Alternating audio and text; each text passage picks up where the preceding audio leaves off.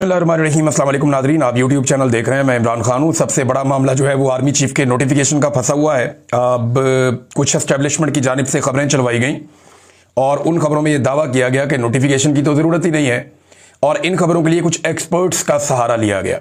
लेकिन जिस दिन 27वीं आईनी तरमीम हुई थी उसी दिन हमें इस बात का अंदाज़ा हो गया था कि अब ये एक नई मुद्दत मुलाजमत देंगे आर्मी चीफ को, और जब 5 साल के लिए नई मुद्दत मुलाजमत देंगे तो फिर इन्हें एक नया नोटिफिकेशन भी करना पड़ेगा।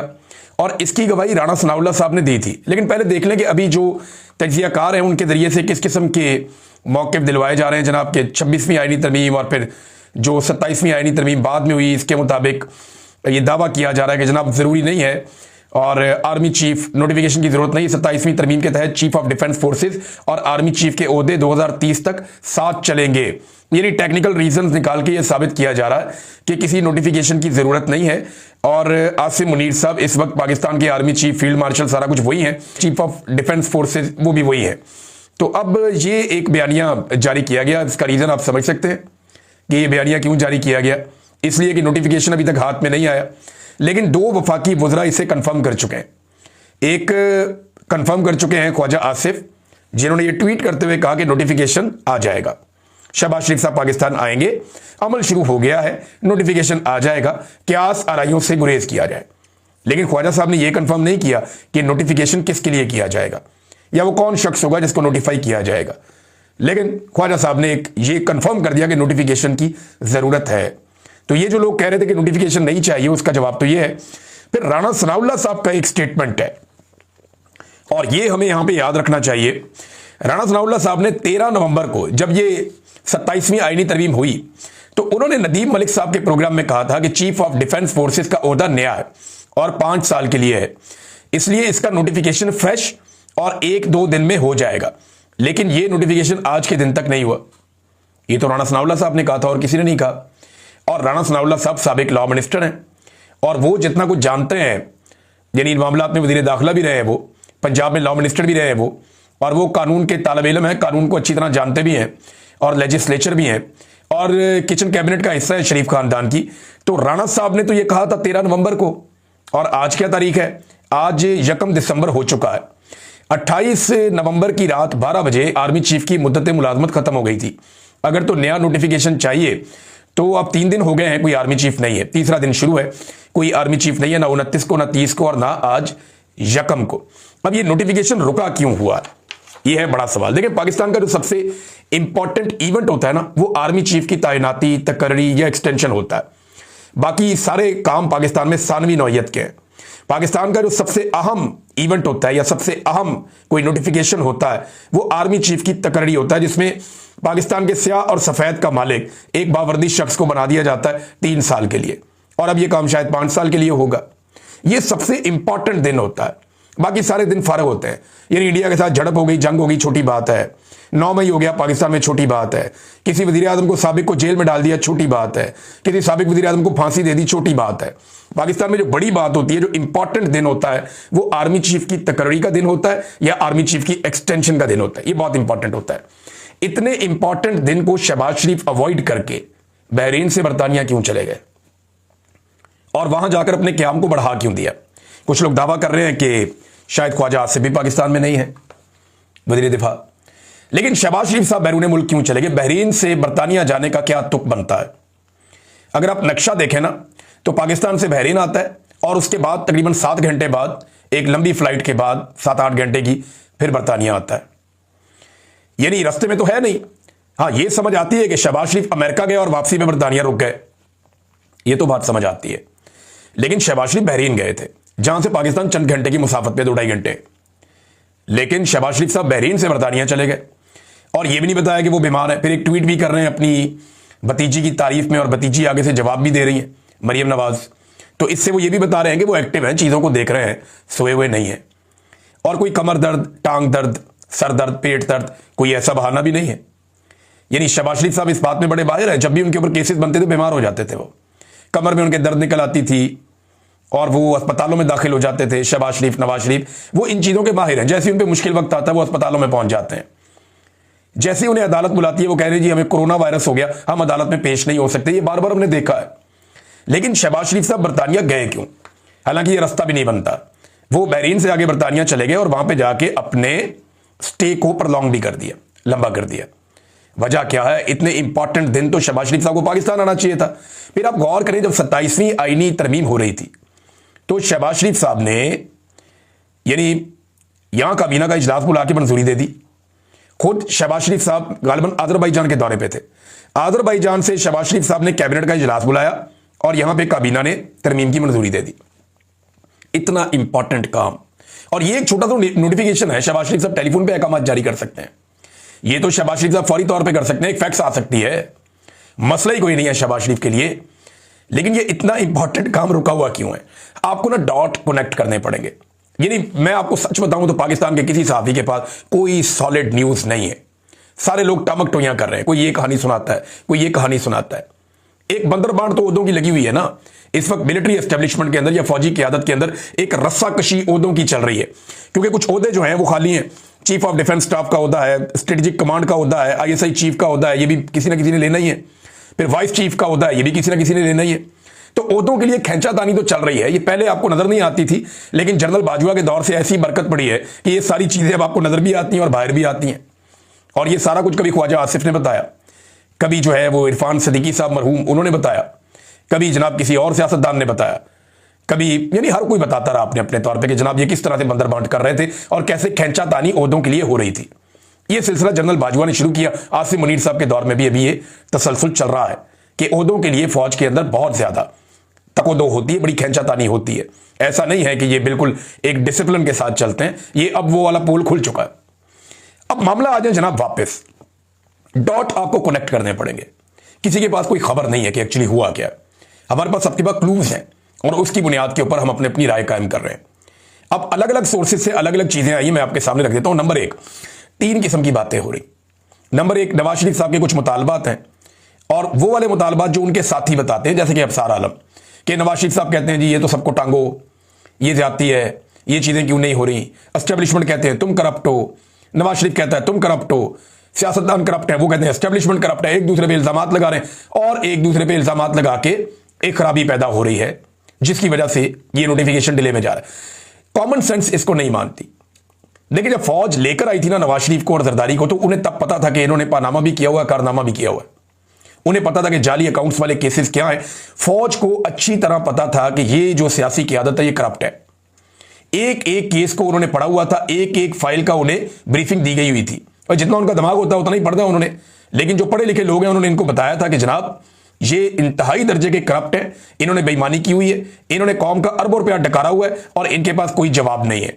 तो फौज जब इनको लेकर आ रही थी तभी फौज को पता था ये करप्ट है। तो करप्शन के ऊपर तो कोई लड़ाई है नहीं और ये नकम्मे भी हैं, ये भी फौज को पता था, तभी तो फौज इनको लेकर आई। दूसरा, करप्शन फौज का मसला नहीं है, ये सियासतदानों को भी पता था। तो इस पे तो ये लड़ नहीं सकते आपस में, बैड गवर्नेंस पे या करप्शन के ऊपर, इन चीजों पे ये आपस में नहीं लड़ सकते।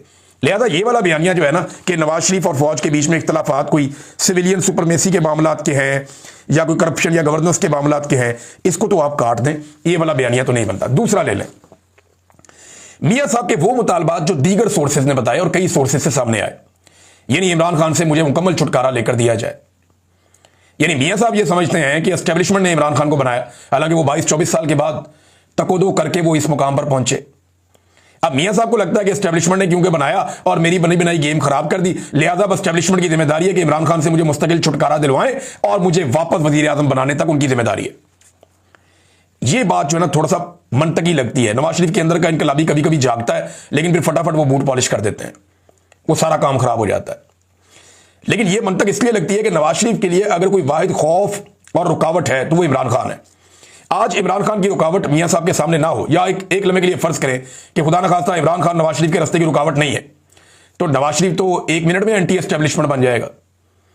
उसको तो डर ही इमरान खान का है कि अगर मैं अभी एंटी एस्टेब्लिशमेंट बनने की एक्टिंग करूंगा तो फौरी तौर पे एस्टेब्लिशमेंट जो है वो न्यूट्रल हो जाएगी। वो कहेगी ठीक है अपनी लड़ाई खुद ही लड़ो, फिर इमरान खान से हम सारे मिलकर भी नहीं लड़ सकते। तो ये वाली बात मंतकी लगती है कि नवाज शरीफ की ये वाली ख्वाहिश यानी कुछ हद तक। और तीसरी एक और चीज है और वो है अमरीकी इजाजतनामा। मैं अमेरिका के बारे में आपको एक बात बताता हूं कि अमेरिकन उस तरह नहीं सोचते जैसे बाकी दुनिया सोचती है। अगर अमेरिकन भी वैसे ही सोचते जैसे बाकी दुनिया सोचती है तो वो सुपर पावर ना होते। नॉर्मल लोग पता कैसे सोचते हैं, या नॉर्मल ममालिक, वो ऐसे सोचते हैं कि ये आदमी हमारा वफादार है, इसने हमारे लिए काम किया हुआ है, हम इस पर भरोसा कर सकते हैं और ये हमारे लिए बेहतर आदमी है। अमेरिका ऐसे नहीं सोचता। अमेरिका ये सोचता है कि इस आदमी ने कल हमारे लिए काम किया था, कल तक ये हमारा वफादार था, हमने इससे अपना काम निकलवा लिया है, क्या हमारे आने वाले मकासद ये बंदा पूरे कर सकता है? अगर तो कर सकता है तो ठीक है, इसको चला लेते हैं, और अगर ये बंदा नहीं कर सकता या इससे बेहतर कोई बंदा आ सकता है तो फिर अमेरिका नए बंदे की तरफ जाता है। अमेरिका ये देखता है कि मुस्तकबिल में कौन उनके काम आ सकता है, वो ये नहीं देखता कि पीछे माजी में कौन उनके काम आ रहा है या कौन काम आता रहा है। वो आगे बढ़ते हैं और अमेरिकन अपने मफादात को देखते हैं। अब देखें, बहुत बड़े बड़े वादे आसिम मुनीर साहब ने अमेरिका से किए हैं, शहबाज शरीफ ने भी अमेरिका से किए हैं, और डोनाल्ड ट्रंप उन वादों को बाद औकात खुलकर बाद औकात दबे लफ्जों में बता भी चुका है।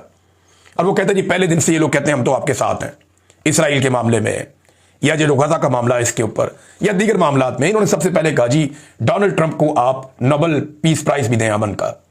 मादनियात उनको इन्होंने ऑफर कर दिया, अफगानिस्तान उन्होंने इनको ऑफर कर दिया, हर चीज हर तरह की फैसिलिटी ये उनको ऑफर कर रहे हैं।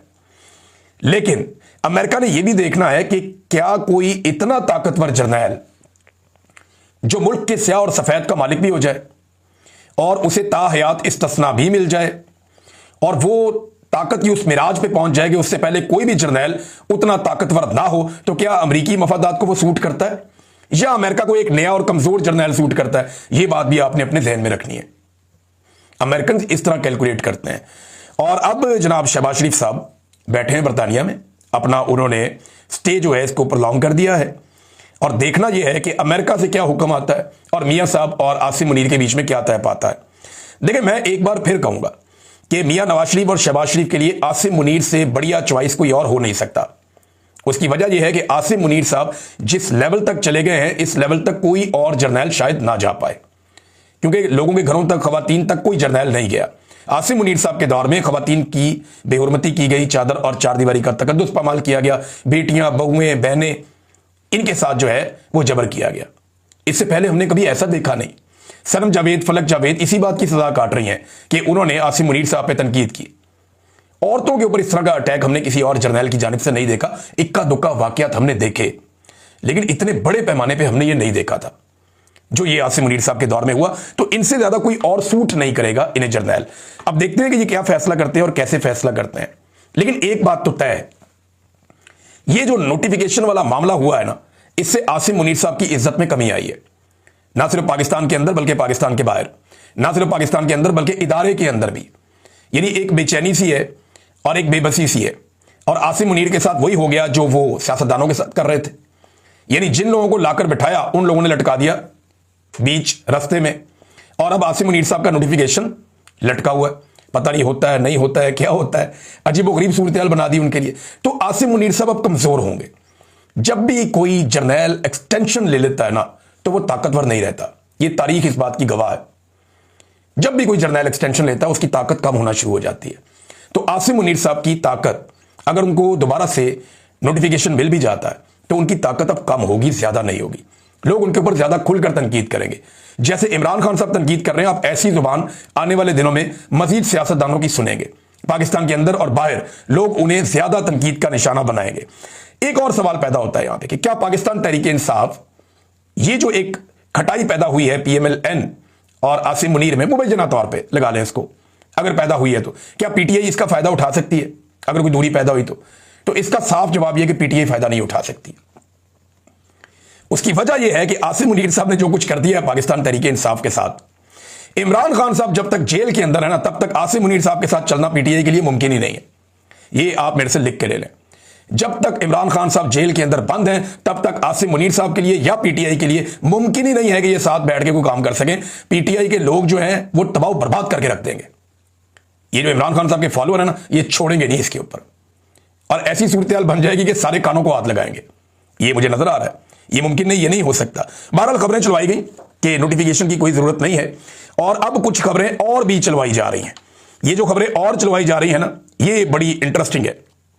खबर ये चलवाई जा रही है जनाब के वहां पे हो जाएगा गवर्नर राज खैबर पख्तूनख्वा में। शायद मेतला साहब ने इसके ऊपर बड़ी जबरदस्त जो है वो न्यूज दी है। मैं चाहता हूं वहां से आपको पढ़ के सुनाऊं, आपको बड़ा मजा आएगा, क्योंकि इस पे जो असल खबर है मैं आपको बाद में बताता हूं। कहते हैं जी कि बिलावल भुट्टो के करीबी दराए का कहना है कि खैबर पख्तूनख्वा में गवर्नर राज लगाने का मामला अभी तक फैसल करीम कुंडी या बिलावल के साथ डिस्कस नहीं किया गया। अगर जरदारी के साथ हुआ है तो जरदारी ने अभी तक बताया नहीं।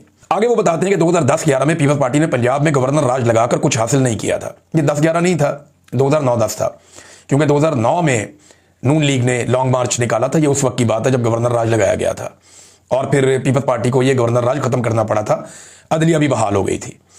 तो उसके बाद वो कह रहे हैं जी कि अगर गवर्नर राज लग भी गया तो पार्लियामेंट के दोनों ऐवानों से मंजूर करवाने के बावजूद 60 दिन में सूबाई असेंबली के अंदर ले जाना पड़ेगा और फिर दोबारा सूरत हाल जीरो पे आ जाएगी। तो गवर्नर राज के ऑप्शन को ये एंड में जाके कहते हैं कि मुश्किल है।